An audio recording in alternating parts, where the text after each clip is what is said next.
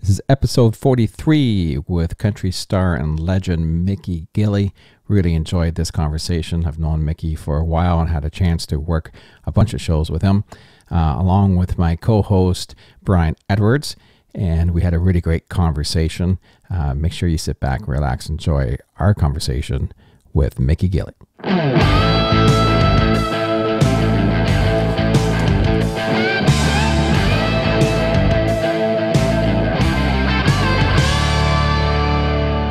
All right, we are live with Mickey Gilley, and I wish you could see him now because he's looking mighty fine, and he's got a little COVID beard going on there. Looking good, Mickey. Nice to have you on the podcast. It's an honor and a pleasure, and at my age, it's a pleasure to be here. Mine too. Also joining us as co-host once again, Brian Edwards at his office in Peterborough. Hi, Brian. How you doing? Oh, great, guys. It's good to be here, and I'm really looking forward to this. I've been thinking about this the last couple of days, and all the great time we've had on the road with Mickey and the Urbanettes and the Cowboy Band and all that. It's just been, we've had so much fun. Darren and I talked about that the other night. One of the first dates we did was Medicine Hat, Alberta, and we drove straight back to Edmonton and back and forth, and you got off that bus as fresh as a daisy, raring to go. I just mentioned earlier before we started the interview that I toured a lot with Conway and Loretta, you know, but the longest tour I ever think I ever took was with you when we went from Winnipeg all the way to Nova Scotia. And I said, now that was a ride. Well, if we're going to do it, we might as well give you some memories. That's my memory. It was a great time. I had a lot of fun up there, though. I don't mind telling you. I had a great time. Listen, you gave me a copy of your book several years ago, and I haven't been able over the years to sit down and take some time to read it, but I just finished it about 3 weeks ago, and boy, I'll tell you, going right back to those early days of the three of you together, your three cousins, and working your way up through the clubs and going all across the country in semi-tractor trailers and starting a theater in Branson. Oh my God, what a career, man. That was fabulous stuff. Well, I feel very honored that I was accepted into the music industry back in, well, I started in 1957 when my cousin Gilley came to town singing a whole lot of shaking.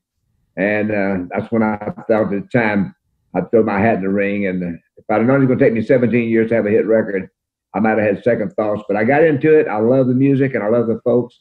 I love the camaraderie I have with the audience.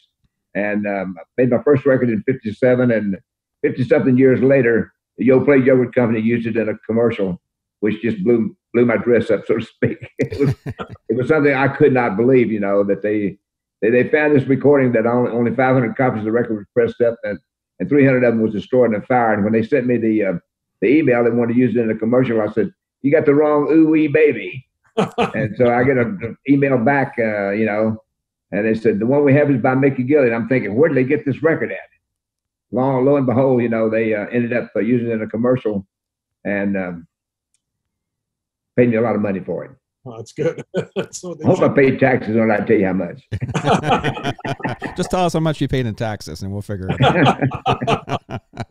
Hey, look, I'm not going to be like Donald Trump now. I'm going to send you my tax forms. I know. So, Mickey, let's go back right back to the beginning. You were born in Mississippi. That's correct? Absolutely. Yes. Natchez, Mississippi, March 9th, 1936. And what was it like being a young guy in Mississippi? What was school like for you? Did you enjoy going to school? Were you excelling at anything? And did you think at all when you were young that you were going to be a singer or anything?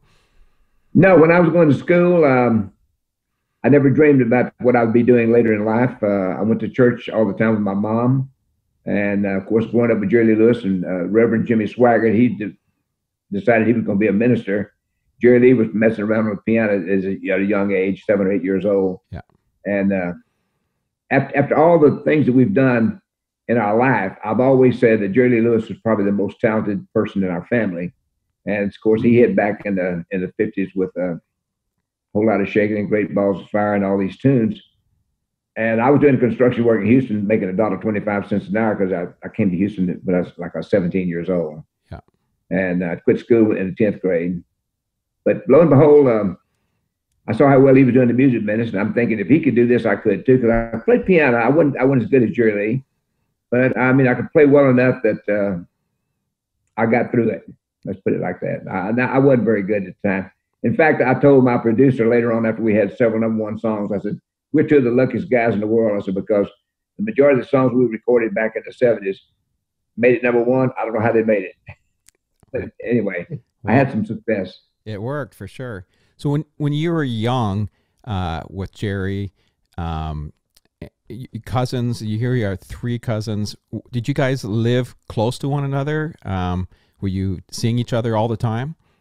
Gilley lived about 6 or 7 miles from where we were at in Faraday. He lived in a little place called, I think it was called Indian Village, and it was outside of Clayton, Louisiana. And Clayton was about 5 miles from Faraday. Jimmy lived down the street on Jonesville Highway, which was about maybe a mile and a half from where I lived at. But we all 3 went to school and grew up there, you know, in the area, and ran around Faraday and rode the bikes and that type of thing. It's like normal teenagers. And you're all close to the same age, right? You're all within a year? I'm the youngest, and I'm 84. There's 6 months difference in our age. I'm 84, and Jerry's fixing to turn, I think, 85. He already has, yeah, I guess. He'll be 85 in September, I believe. Wow. And Jimmy's a year older than I am. So it's 6 months difference in our age, and I'm the youngest. Yeah. Wow.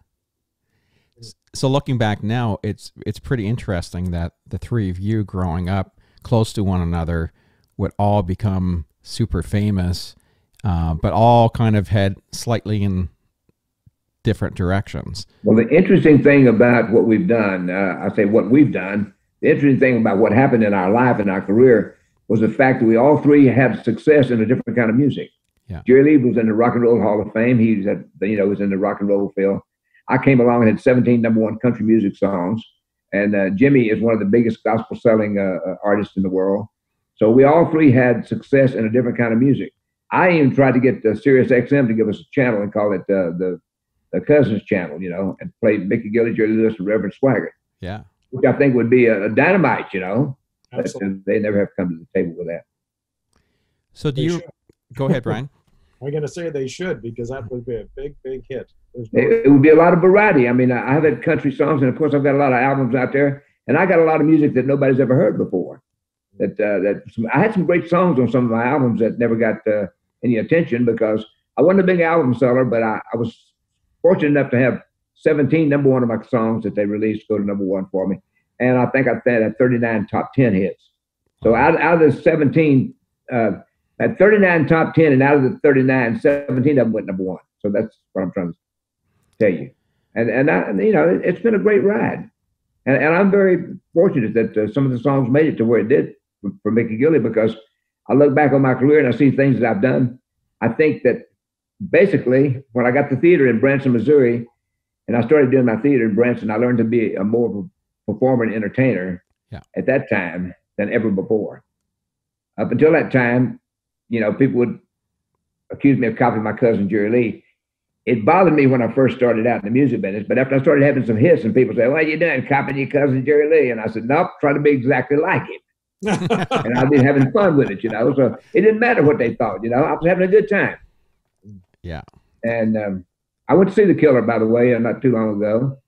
And he said, "Take a look at my Rolls Royce out there in the garage." I said, "You got a Rolls Royce? You know how you got it?" Chris Christopherson gave it to him. No way. How's he doing, Mickey? Say again, Brian. How is Jerry Lee doing? Is he doing okay? He was sitting in a chair. I never did get to see him get up and walk, but he was sitting in a chair, and we got to reminisce about our growing up years in Louisiana together. And I told him before I left, I said, "You were my hero. If it hadn't been for you, I wouldn't be in the music business." And so he's had a big part in changing my life. I love the guy. Wow. Excellent. So, Mickey, do you remember your very first piano that you maybe? Oh, absolutely. Yeah. Absolutely. I lived upstairs over a bar in a one-room place with my mom and my father, and she worked in a restaurant making $18 a week and saved up enough money to get me an old upright piano that we had to nuzzle up the stairway to get it into the building. And I'd get in trouble if I tried to play the boogie woogie. But she wanted me to play gospel. Oh, did she? Wow. So, I remember, yeah, absolutely. So you just self-taught? Did you get any lessons at all, or you just? Well, I picked up a lot from my cousin Gilley. You know, I watched him play piano on many different occasions, and when he started having successful recordings, and I could get very close to him on the. And I couldn't play as good as he played, but I could get close enough to him on account of being in the family. My voice was a little bit higher than at that time, and so I made a living a long time out of doing my cousin's music. I was actually doing a tribute to him and didn't realize it. Oh, yeah. Now, I never tried to do my cousin Reverend Swagger's music because it was gospel and I was playing clubs. And I wasn't about to go in there and start singing gospel music in a nightclub. So I tried to do the line, you know, but I play my cousin's music. But I've always loved good country songs. I mean, I always loved the music like Hank Williams wrote, you know, Cold Cold Heart and I Could Never Stop, you know, I Could Never Be Ashamed of You and You Win Again and all these tunes that Hank Williams wrote, to me, are just classic country music songs. And then Merle Haggard comes along and starts writing all these great country songs. And I just fell in love with the country scene. And when I cut Room Full of Roses, I didn't have any idea that song was going to be my first #1 song nationally. Yeah. When I recorded that song, it was recorded actually for the B-side. I went in to record She Called Me Baby All Night Long, the old Harlan Howard tune. And for 300 jukeboxes, which was spread around through Houston and Pasadena, because the lady had the jukebox in Gilley's, asked me if I would do that for her. And I went in to make that recording. And as you know, back at that point in time, they were on 45 RPMs. You had an A-side and a B-side, is what they called it back then. And so I'm thinking, you know, I'm going to cut Room Full of Roses as the B-side. Nobody's ever going to hear it, so who cares? So I made an arpeggio on the piano, and I started in the song, and I got about halfway through it, about 25 seconds into the song, and I stopped, and the bass guitar player looked at me, and he says, "What'd you quit for?" I said, "I think it's going to sound to him like my cousin Jerry Lewis." He said, "Who cares? Nobody's ever going to hear it. It's going to be the B-side." I said, "You got a point." I went ahead and recorded, not think anything about it. It came out. I took it to the radio stations. We were buying time advertising Gilley's. Yeah. On the country stations. I took it to the country stations, and I asked the DJs, I said, "Can y'all play one side of this recording, one of these recordings when you do the ad on Gilley's? Which side you want to play?" I said, "Either side you want to. It doesn't matter to me, you know." And I'm thinking they're going to play She Called Me Baby. First guy that listened to it was Bruce Nelson at KENR Radio in Houston, Texas. He listened to it and he says, "I kind of like the flower song." I'm thinking, okay. And bingo. I mean, you know, he put it on and the phone lit up, you know, where did this record come from? You know, and I had a hit record. Wow. I wish you did. Yeah. Room Full of Roses. In fact, I remember, you know, that song led to me touring with Conway and Loretta. And I used to tell a story in the show. You might have heard, Brian might have heard me say this on one of my tours.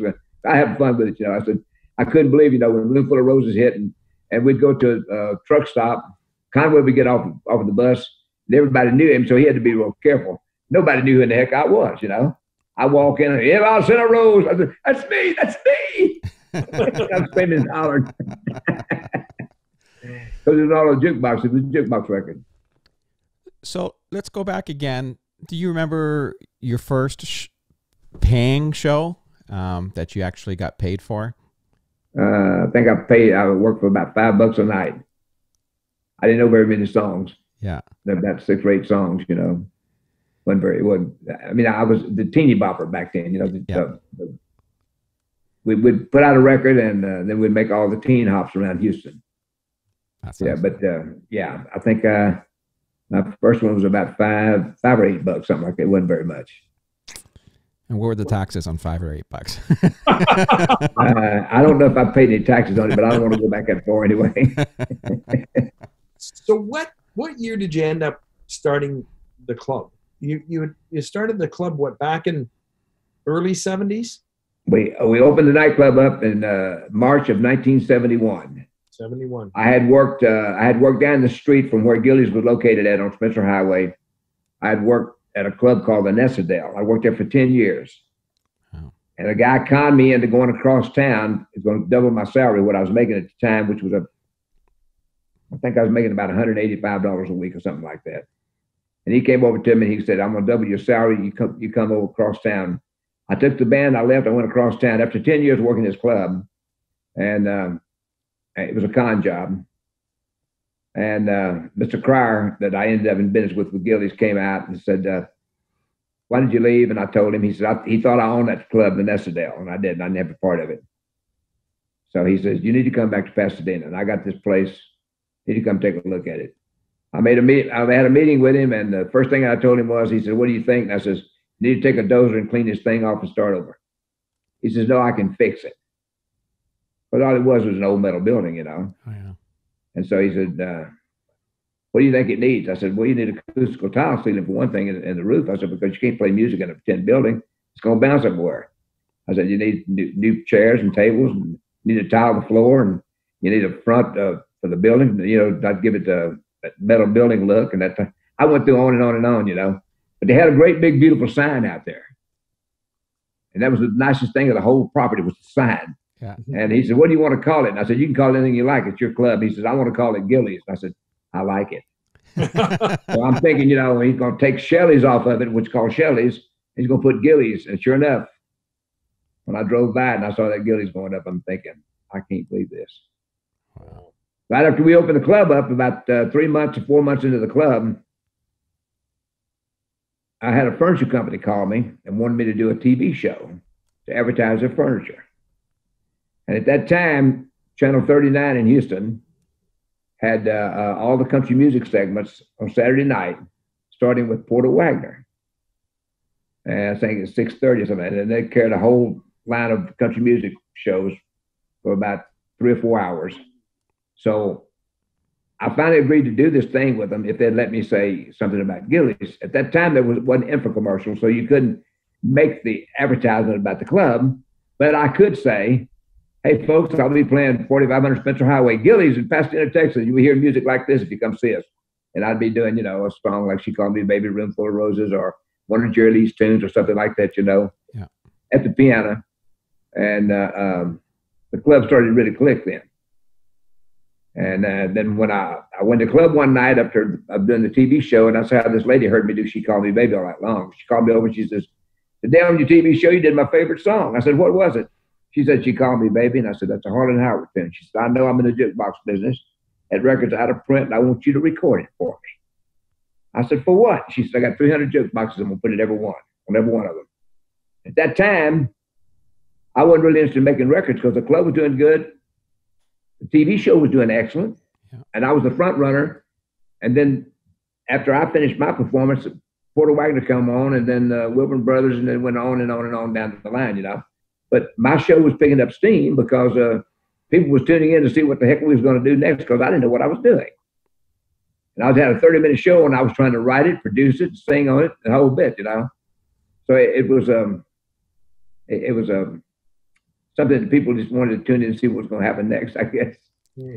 The show got popular, and then that's when I went in to record She Called Me Baby, and the bass guitar player, you know, wanted to know what I was going to do for the flip side, and I said, let's do the old song, Room Full of Roses. And then that's when I said, you know, it's going to sound like my cousin Jerry Lee after I started into the song. And he said, who cares? It's going to be the B-side. Nobody's ever going to hear it.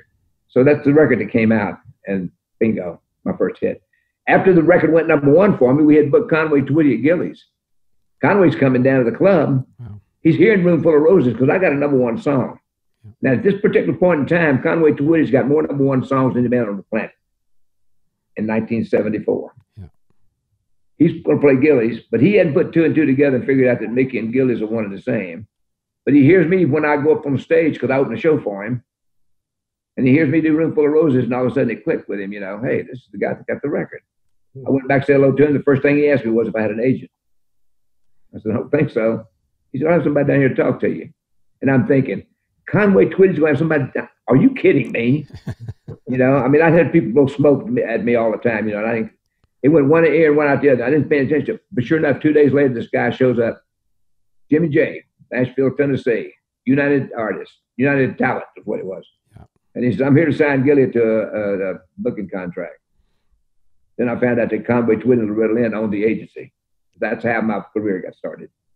I remember opening the show for Conway Twitty, and I think it was in Denver, Colorado. And that's when I was traveling with Conway and Cal Smith and and I don't know, at Conway and sometimes Loretta. Bottom line was, I can remember one of the first shows I did with him. The guy gave me a big build up, Playboy Records. Here he is, ladies and gentlemen, the one and only Mickey Gilley.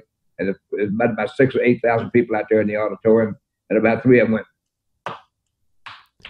I'm going, oh my God, But I didn't get any applause until I hit Room Full of Roses. Ooh, I know that song. Yeah. So at that time, just when it dawned on me, I got to work on my name instead of, popularity of the person is what they're looking for. So what was that like touring with Conway and Loretta?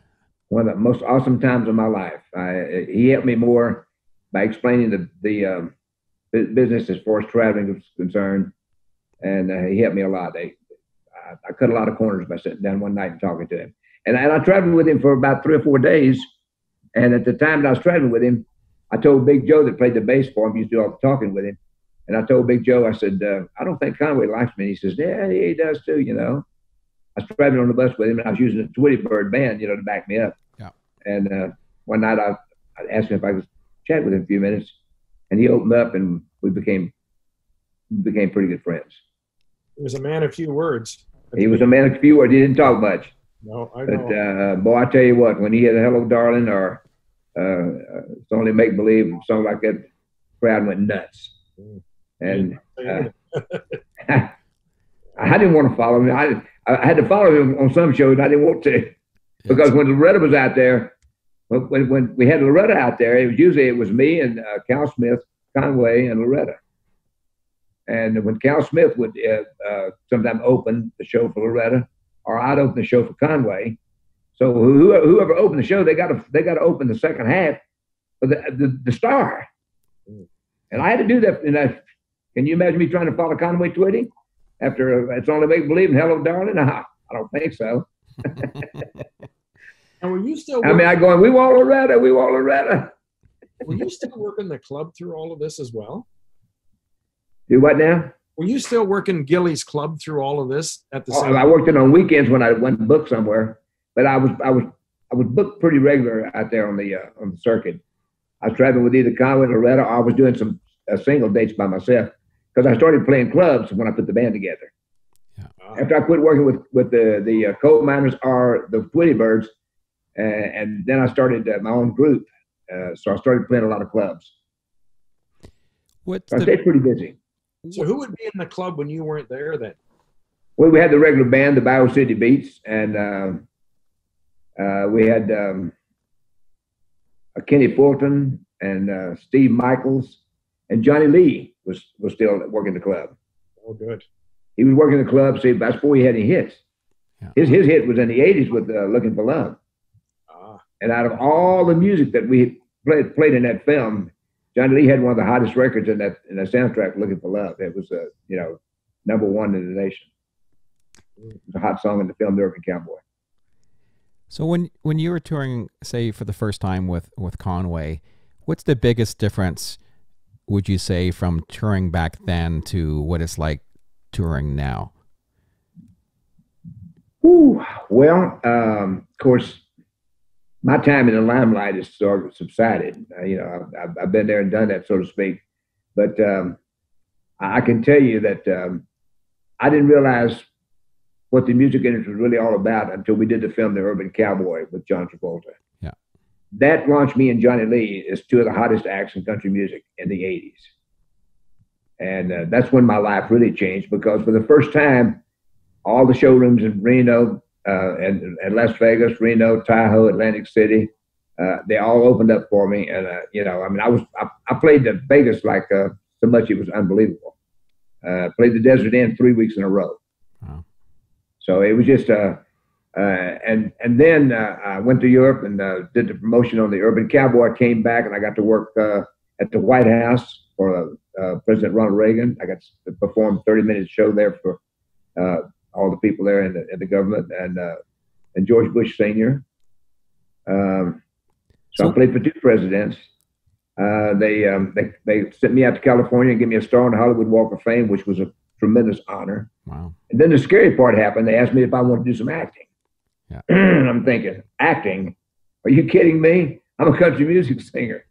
But I did the best I could, and I did two Fall Guys, and I did two Dukes of Hazzards, I did two Fantasy Islands, I did a Murder, She Wrote, and of course we did the film The Urban Cowboy. So it's been an awesome ride to be 84 years old and still be here. All of my friends are gone now. Well, we're still here. Well, I appreciate that. Well, one of the fun times about my touring though was touring with Brian in Canada. I really enjoyed that. That was a lot of fun. We had a good time, and didn't make you much money probably, but it was an awesome time to be with you and be out there on the road traveling and playing the music for the fans that love country music. And I put 100% in my efforts to make the show as good as I can. That's the reason why I carry a 7-piece band, 2 girl singers, and a tech crew, and try to make it entertaining and interesting. Your show on the road today would stand up to anything that's out there. I mean, I can picture it as clear as a bell going up to Reno, Nevada, in Reno when you were playing the Nugget up there, going in there, and you had just broken your leg after you'd come back on the road, after you'd been laid up for a few months, and you come out there and with that leg pop up there in the scooter, and I'll tell you something, you started to sing out there, and I fell off the chair. I was absolutely blown away that you didn't lose a lick through all of that stuff. You kept everything top notch, and it was amazing. And you still top notch. It's great. Well, you know what? My accident caused me to lose my hands. I can't play the piano anymore. But thank the good Lord, my voice held up. Did it ever? And I'm still having a good time performing for the folks, even though my friend Johnny Lee, is dealing with Parkinson, so he can barely walk. We're still doing, this will be the last year for the Urban Cowboy reunion tour that we've been doing. And it started about almost 4 years ago when I got a call from my friend Clay Cooper there in Branson. And I just sold my theater. I hadn't sold it at that time, but I was getting ready. I had it on the market. And I had gotten out of the theater, and I wasn't playing Branson at all. Clay Cooper calls me up, and he says, Mel Tillis is sick, and I need somebody to fill in for Mel Tillis. And I said, well, good luck. And he says, no, I want you to come in and do the dates that Mel Tillis is dropping out on. I said, Mel Tillis is a big star. He said, well, you are too. I said, hey, Clay, I've been here for 20-something years now. I said, the people are not going to come hear me do it. I said, let me tell you what. If I can convince Johnny Lee to come in with me, we'll do the Urban Cowboy music for him, and maybe it'll work. And sure enough, I brought him in, and we did very good on the dates that we played for Mel Tillis. I mean, we had a good audience, had a great time. It worked so well that we took it on the road. And so this is about 3.5 years later. We've had a lot of fun with it. So this is the last year where Johnny opens the show, I do my bit, and then we do the Urban Cowboy music together on the end. Having a problem with Johnny walking, but I'm hoping that we are able to finish out the year doing the Urban Cowboy music. It's been a lot of fun. I bet. The one thing I've found so interesting about you is that even now, after so many years performing, when you hit the stage, it's like a light switch that comes on, and it is 100% from top to the end of the show. And not only that the show is like you've just performing fresh for the first time. When you come out and do a sound check, I've never seen any other artist give it like you would almost give it during the show, even during a sound check. And you see so many artists, they just kind of come out and they sing a little bit and they say, yeah, it's fine. But you come out and every time you hit the stage, whether it's the sound check or the show, it's 150%. And it's really, really impressive. I put everything I've got into what I feel like is hopefully going to be an entertaining type performance for the people. And the main thing is to go out and do the best you can every time. So I hope that I'll achieve that. And I've had a good time doing it. It's a lot of fun, and I still do. I don't like the word star. Somebody say, you're a star. And no, I'm not. I'm a country music singer. And like I said earlier, when 35 years of being with the little lady Cindy, and when I try to get the preacher to say, would you take this worn-out country music singer to be your lawful wedding husband? No. I said, let's have fun. That's what, I hadn't got that many years left. I'm 84 years old, and I know that. I told my kids, I said, look, All the people in the 1700s are gone. All the people in the 1800s are gone. All the people in the 1900s are dying. By the time we get to 2095, guess what? We're going to all be gone. So think about it. Listen, some of those band members you had with you, they've been with you a long, long time. My band leader's been with me, 56 years, I think. Wow. I think it's 56, if I'm not mistaken. We've worked together. Now, most of the guys have been there 20 to 25 years. Because when I went to Branson, I put together the group that I have. I had 4 horn players and the 2 girl singers, and I've tried to always keep the girl singers with me so that we could do a lot of different variety in the music that we try to do. Only duet I had that was #1 was Paradise Tonight with Charlie McLean, but you know, I still enjoy doing duets with the girls, and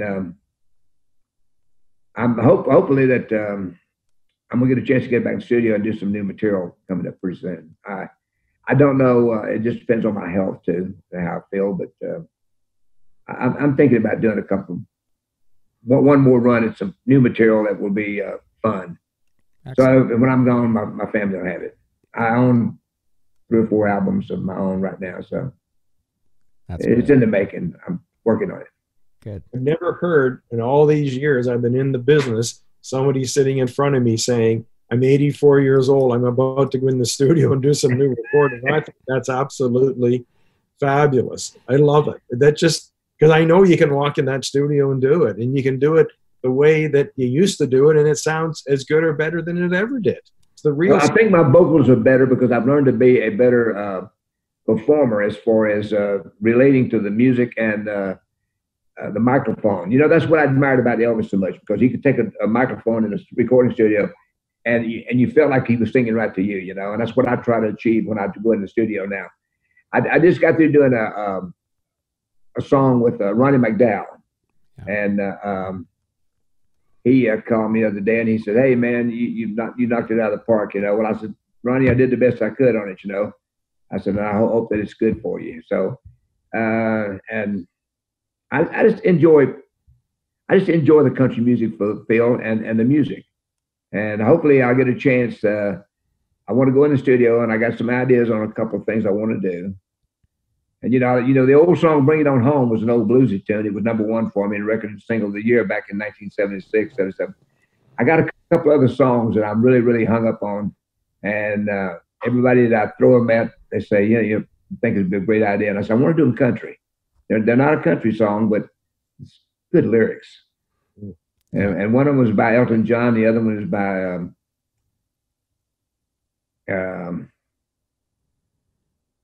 I'm trying to think of the other guy. I'll think of it in a minute. Okay. Oh, Lionel Richie. Yeah. Boy. And you know, I listen to some of the writing that they've done, you know, and I want to do something a little bit different. Yeah. I got some ideas, and I want to do it and make it fun. Not that I'll ever have a hit again. Somebody said, "Are you trying to get it?" No, I'm not. I'm not out there trying. I just want to do something that's good. And with the internet now, who knows? You know, if somebody likes it, you know, it could bounce in there. Certainly. Well, God only knows. They need some solid recording out there, and especially right now, people are looking to get a hold of some great memories that they can relate to. And this is so good to hear that you're going to do that, because I know a lot of people will like that. I mean, well, I've got some things a little bit different, and I want to make a run at it to have a different thing out there on the market. I did one thing called a CD called Kicking Down the Road. It didn't do very well, but it's got some material on it that I did back in the early years. But I want to do another one, and then I want to combine the things that I think that's really, really something that I think people will enjoy.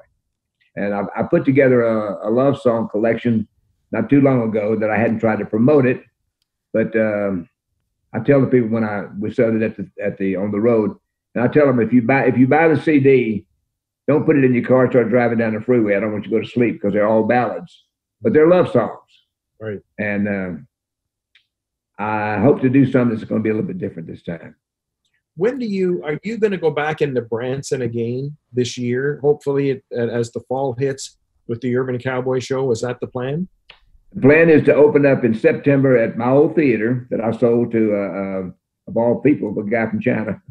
But anyway, I'm supposed to go back in. Me and Johnny are supposed to open up in the middle of September, September, October, November, if we get through this thing. And we're working 2 days a week. We're working Sunday night and Monday afternoon. And this is the last thing that we're going to do together as far as the Urban Cowboy music. Not that if he's able to still book on the road, I told him, I said, Johnny, we'll still do the shows together if you want to, but we're not going to do the Urban Cowboy reunion thing anymore.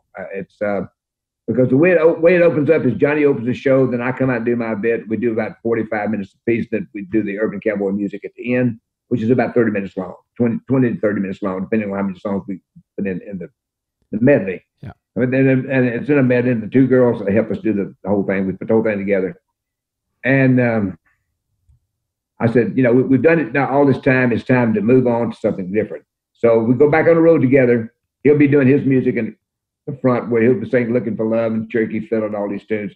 And I'll be doing Stand By Me at the end of my performance like I always did in my show. And I'll do the Urban Cowboy music that I do in my shows like I always did. So, but we're not going to do the Urban Cowboy medley of tunes at the end. We're going to do away with that. Sounds great. We've been doing it. We've been done it all this time. It's time to move on. So, maybe I get some of that new stuff in there that I'm going to work on. Yeah, you should. So, Mick, if you had a choice, would you prefer? Do you like sitting in Branson and doing the shows there, or do you prefer the road better? What are the two? The only thing that I enjoyed about working in Branson was because I was working a controlled situation. We had our own theater, and everything was in place. And you got a controlled environment. You got your sound like you want it. You got everything set up.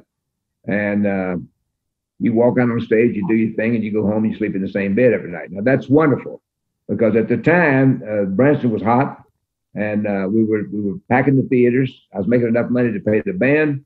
I was getting my fill of playing the music that I wanted to play. I got to do a lot of different things because I had a 4-piece band. I had a 7-piece band, 2 girl singers, and a 4-horn section. I even doing a Sinatra tune in the show, of all things. The Way You Look Tonight. I was doing everything. Yeah. And I was having a blast. Playing golf all day, doing the shows at night, getting my airplane and fly to Houston and take care of my mother-in-law's garden at the time, and going back, same thing, routines over and over. And I was living life. I had the American dream by the tail until I fell. Yes. So Go ahead. Let's talk about that. What the story is, you were helping a friend move a couch. Is that correct? I was moving a little bitty love seat from one house to the next house to go into they were going to have a yard sale, and I was going to take it out and set it over in the other garage. And I picked up one end. It was maybe weighed 45, 50 pounds all. And the guy I played golf with all day had picked up the other end, and I'm walking backwards. I stepped in the flower bed and I fall. It didn't fall very far. It must have been about, I'd say 2.5, 3 feet. Yeah. The ledge, and I stepped in there and I fell backwards, but I landed on the back of my neck.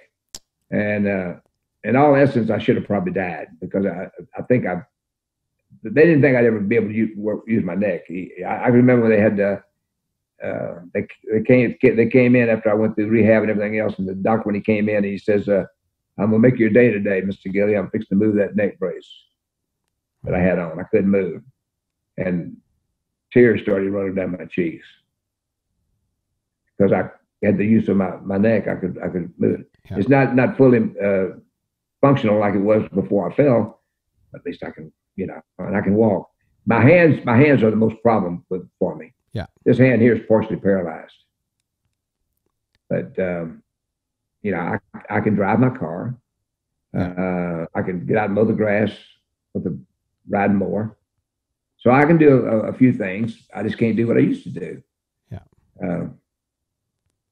But I'm not going to complain because I've seen a lot of people a lot worse shape than I'm in. You're still flying too? I lost my medical to fly. I can't fly anymore. Although when my son's got his license, I can copy the clearances, things like that for him, and talk on the radio and talk to the controllers, So I'm used to that. But other than that, I just sit back and relax. Oh, boy. I did buy another airplane, by the way. Oh, that's good. I bought it's called a Mooney rocket. So we don't take off, we launch. Okay. You were talking about the days in Branson at the theater and being technically happy with everything. I still remember going into that theater and seeing the only show I was ever at that you actually recorded the show and people could actually leave there with the DVD in their hand of that show that night. I'd never seen that ever in my life. And that was a first. I mean, it was huge. Brian, I got to tell you that I got the idea from Boxcar Willie. When the theater burnt, I went across the street to try to finish up some dates that I had booked in Branson. And I thought I was going to be out of Branson to be over with. And bottom line is I had some insurance on the building. So I went to the guy that's holding the paper on the theater. And I told him, I said, if you leave the money in there, I'll rebuild it and I'll come back in and open back up. And that was it burned in 93, I think. We opened back up in 94. So I spent a year at Boxcar Willie's theater, and he had video set up with the screens up, and you could see what was going on.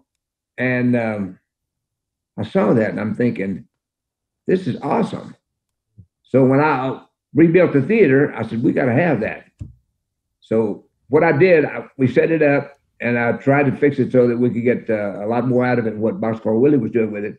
So I enhanced it. You sure did. So we had the cameras on the wall where we had a remote control like you do an airplane. And the cameras go up and down and they focus it the whole bit, you know. And then we got the idea that if we shoot the audience, they're going to want to copy this video. So we would shoot the audience, and they'd make fun, you know. We got some things going back and forth, whether you know. Watch your hands and stuff. Just a lot of stuff that they put on there, you know. Yeah. And if somebody walked down the aisle and they would make them real fat, you know, but it was just a fun thing, you know. And people say that, you know, or get a room, you know, if there's a woman that, you know, doing a kiss or something. So they would see these things, and we'd shoot everybody in the audience. And if they saw themselves on the screen, chances are they're going to buy a copy of that tape. You bet they did. And so that was just extra income for the theater. Mm. And we taped the beginning of the show, and then at intermission we would tape the audience, and then we'd tell the people, you know, we got to count down, you know, come back in for the second half, and it worked very well. I used to get up in the middle of the night because I lived in the back of the theater for a long time. I used to get up in the middle of the night and run the extra tapes for them because we were selling so many. Wow, duplicating. How many shows would you do a week in the heyday? And I think we were doing six. We was playing 6 nights, and sometimes we were doing 2 shows a day. Wow. So and when it was me and Joey. What happened was when I first went to Branson, I went around to some of the places, and everybody said, "What are you going to do in Branson? You know, how are you going to survive this Branson scene?" And I said, "I don't know just yet. I got to figure this out." So the first thing I did was, and I'm thinking, they're not going to come to the theater and hear me sing the 17 #1 songs I've had over and over and over and over and over. I got to have something that's going to be entertaining. I said, I need some comedy in the show. So I went down to the Prestas and the Ball Knobbers, and I saw what they were doing, and they had some slapstick type stuff in there, you know. Yeah. It wasn't my type of comedy, but it was entertaining. It was funny, you know, yeah. And the people enjoyed it. So I happened to go to another show, and I saw this guy by the name of Joey Riley. And he did one joke, and he played steel guitar and he played fiddle. And I said, if I could get this guy to come with me, I think that I could probably make Branson work for me. And his name was Joey Riley. And I worked with him 17 years. He died of colon cancer at 43. But I even had a comedy tape that I put out on him because, you know, the skits and things we did. And one of the funniest things that the joke that he pulled at the time that I'd heard him was his name was Jim Owen, and he says, I'm going to do some cowboy music for you folks. In fact, I'll let the band name a cowboy. And so they went around naming a singing cowboy, starting out with, you know, like Roy Rogers, Gene Autry, Tex Ritter, on around the deal, the horn. And they skipped over Joey, and Joey said, "Wait a minute, you didn't name me. You didn't let me name a cowboy." And he said, "You're a little bit young to know the Cowboys." And he says, "I know all of them." He said, "I used to play for them." "Really? Well, name one." "Roger Staubach." And when he said that, I like to fill off the thing, because Roger Staubach was the quarterback for the Dallas Cowboys. And I think, this guy's funny. And he asked me, he says, "Well, what happened to that job, Joey?" And he says, "I got fired." And he said, "For what?" He said, "Well, the coach came over with a football." And he says, "Hey, Joey, can you pass this?" He said, "I don't think I can swallow it, coach." I mean, it was just, to me, it was funny. And I said, I need to talk to this guy. So I went to Jim Boyd, and I said, "You think Joey would be willing to play steel guitar and maybe fiddle on my night shows? Or is he working a night show?" And he says, "Talk to him." So he gave me permission to talk to him. And I went over and talked to him. And he said, yeah, I'll go to work with you. And so he came to work with me. And about 3 months later, he quit Jim Boyd and came right in. And I raised his salary up to the point that he could make it without having to work for anybody else. And we worked 17 years together. Wow. Well, you're something else. I had the chance to see him. And he did the old joke that Sinatra, these fellow Sinatra, he went in the limousine business. He come up one day and he up to the theater, and this is an old joke, but it was funny, He drives that limo up to the theater, and he says, "Hey, Gilley, got to come in and see what I got." So I went to the door, and I walked out, and he's a big, long, beautiful limousine, He says, "What do you think?" And I says, "I'm paying you too much money." And he kind of laughed a little bit, and he says, "What do you think?" And I says, "You know what? I've had to ride in the back of one of those limousines all this time." I said, "I want to drive one." He said, "No problem." He takes a little cap off and hands it to me and said, "Put the cap on and get in there." So I went him behind the seat, and he got in the back seat. I tore out of the parking lot, and I got pulled over by the cops. Cops come up, looked at me, and he says, "Okay," and he goes back to his party. He said, what happened? You give him a ticket? He says, "Can't. He's too important." "Who was it?" "I don't know, but he's got Mickey Gilley driving for him." And the crowd went nuts. There's things like that, Yeah. So that's the reason why I lasted so long in Branson, because we were doing the entertaining, and we'd go on and on and on. And he would every time he would stick a fork in me, the people would go crazy. Like he came on the stage one night and he says, "I wrote this perfect country song, Gilley." I said, "Really?" He said, "Yeah, you might ought to record it. You ain't had a hit in a while." And the crowd went nuts because, here he's talking to me. I'm supposed to be the star of the show, but he said, "You might ought to record it. You ain't had a hit in a while." And I said, "Oh, really? Well, how good is it?" He says, It's great, man. I wrote it. It's going to be good." I said, "Well, let me hear part of it." I said, "Does the band know it?" And he says, "Never heard it before." I said, "How are they going to play a song they never heard before, Joey?" He said, "They play a lot of songs they don't know."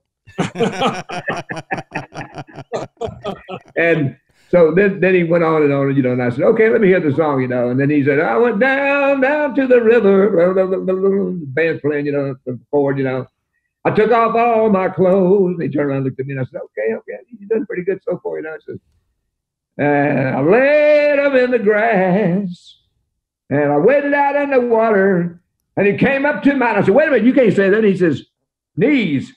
I said, "Wait a minute, grass and the grass and knees don't rhyme." He said, "It would have rhymed if that water had been deeper." So stuff like that was getting away with, and it made the show more entertaining and interesting, because then I might turn around and do a song, or have Joey do a song, or one of the band do a song. But anyway, it kept people wondering what we was going to do next, and that's the reason why I lasted as long as I did in Branson. That's fabulous. And I learned to be a better performer by doing that. Well, that's great. One of the stories you shared with me on the road that I never forgot this, that when you were down there and laid up and out of the scene for a while, recovering from the accident, you paid each and every person in that theater, right down to the person that made the popcorn, when you were away from there, and were the whole place you kept on salary during all that time. And I never forgot that. That's yeah. My heart's bigger than my pocketbook, really. And like I told my banker, I said, "You're not gonna believe this." I said, "I have paid this theater off 3 times. I'd borrow money, I'd pay it off. I'd borrow money, I'd pay it off. I'd borrow money." Last time I said, "I'm selling it, I'm out of here." Well, there's very, very few people in this industry who would ever do that. I think that's a real that's a real pat in the back for you. And I can see why those people are so loyal to you, because you're very loyal to them. So, well, I like to share. You know, to me, that's what we learn in school, sharing. So, you know, you need to share a little bit, you know, of your success. And I've done very well. I'm not rich by a long shot. You look at, don't believe what you read on Google about how wealthy I am, because it's not true. But I've done all right, and I can't complain. That's excellent. Well, I've shared some really fine Canadian brew with you over the years that you've had on that bus, and you've always been very outgoing and very hospitable with it, and I've always appreciated it. You know, there's two things that I love in my life, and that's a good cold beer and a good shot of Crown. There you go. And I got spoiled on XR, so I moved up. I moved my class up a little bit, and that's expensive. Oh boy, it's good stuff. Yeah. So, but y'all make great whiskey. Oh yeah, Canada makes a great whiskey. Oh, definitely. I'm a Crown Royal fan, big time. That's the only thing I buy. We are too. Excellent. Yeah. So we won't take much more of your time, Mickey. We appreciate it. I hope I got 20 years left, Darren. I hope I got 20 years left. Oh, you certainly do. Let's see, what, I'll be 104. So, Mickey, do you have any place that you've always wanted to perform at that you never have, or any place in the world that you've always wanted to travel and perform? Is there anything left on your bucket list? I don't think I've ever played Carnegie Hall, but I played the Copacabana. There you go. In New York. Now that was quite a thrill, being a country act when the Urban Cowboy was hot. Yeah. Thinking about all the big times, you know, and all of the people that played there, like Bobby Benton.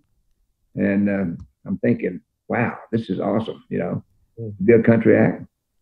Oh boy. So I got to play for two presidents. And what was that like, playing for the presidents? What? I had, I think, 30 minutes. They told me they wanted me to be off in 30 minutes, and I had to adhere to the time. That was the only thing. I just went out and performed like I did, you know, every place else. I just set up and we sang. And I got to give him a cowboy hat. Oh, great. And I got to meet Ms. Reagan. Yeah. Nancy. I'm trying to be, you know, I mean, president and the first lady. Yeah. So that was awesome. I was very proud that I had the chance to do that. I guess. At the White House. Excellent. It was a good one. We loved him up here too. Yeah. So did you ever think in your lifetime of performing and being on the road that you see anything like the situation we're in now with this COVID and not being able to perform and all these places closed down? How do you feel about that? Well, I felt like that when we came out of the Depression, I was just, my mother just had, I was born, you know, in 1936. So we were coming out of the Great Depression. And I was raised in a very poor family. I wasn't used to having a lot.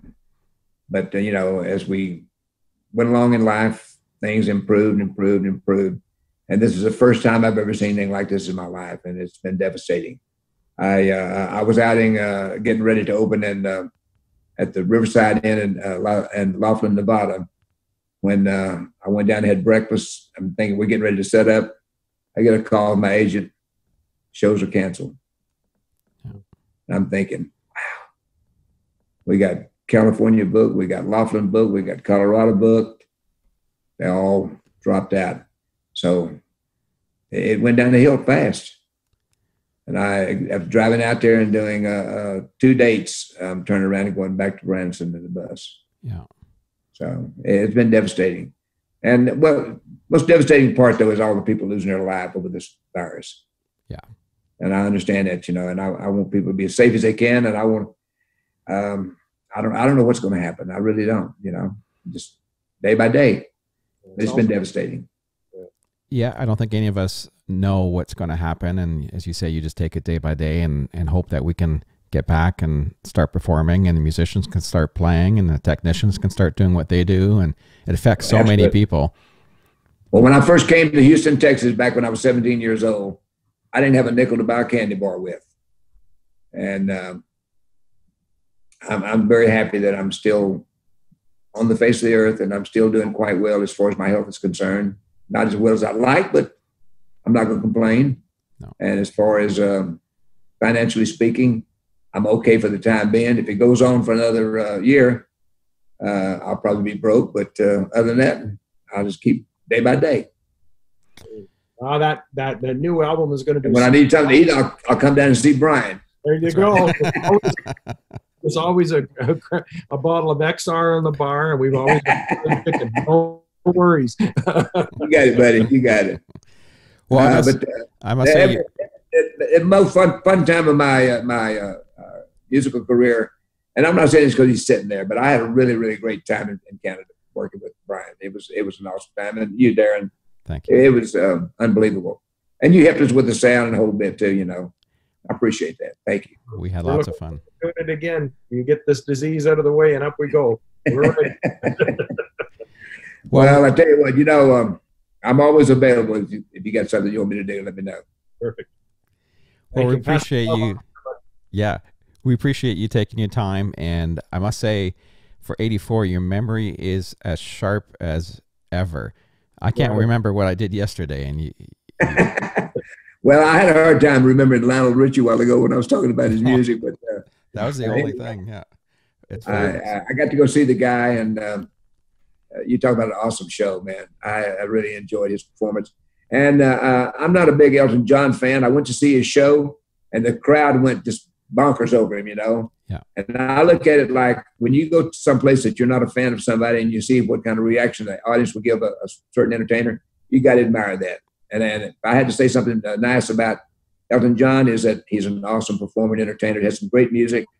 Not my style of music, but those people loved it, you know? Yeah. When he started doing that rocket song, I said, you know, if I had a rocket, I'd tie it to his hand and send him out of the building, you know.